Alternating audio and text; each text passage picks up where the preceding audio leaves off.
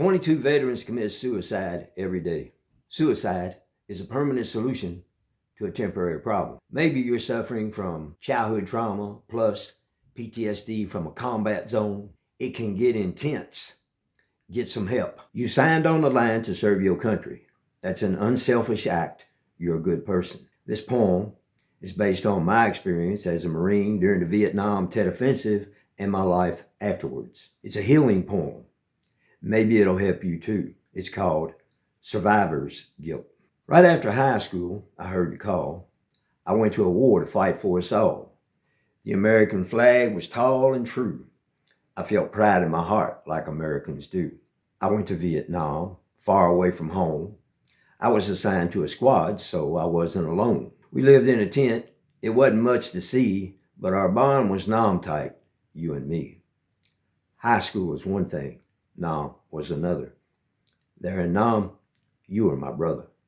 The stories we told, the states we were from, Kentucky, Florida, New York for some, Wisconsin, LA, and Chi-Town too.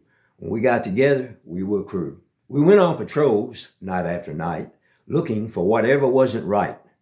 Run into the enemy now and then, get our adrenaline up, and we would win. Sea rations we ate. We slept on the ground, waiting for our rotation date to come around. At times, we'd be hungry and the conversations would flow to milkshakes, Dairy Queens, and hamburgers to go. When it rained, you could never stay dry. We just followed the orders and never asked why. Then, there were firefights. Some were intense with the sounds of rifles and explosions all around, bullets buzzing by your ears and zinging overhead, women, children, and old men running for their lives. The smell of gun smoke was thick in the air, some dead brothers laying near.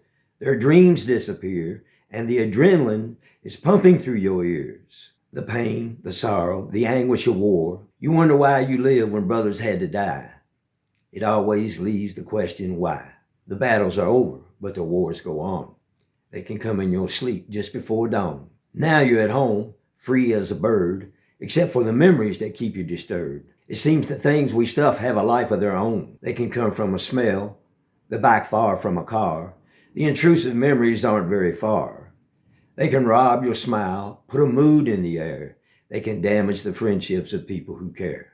The intense loneliness can bring thoughts of suicide. You look for adrenaline just to feel alive. The battles are over, but the wars go on. They can come in your sleep just before dawn. Creep around in the day in intrusive ways, putting you in a mood without your say, and sometimes rage. Don't give in to the war within. It's a journey, a process of feeling the pain from the memories of war that can drive you insane. Some go for alcohol, drugs, and exciting things, but none of that helps like just feeling the pain. So, my friend, don't give in to the war within. Don't give in to the war within. Never, never, never give up.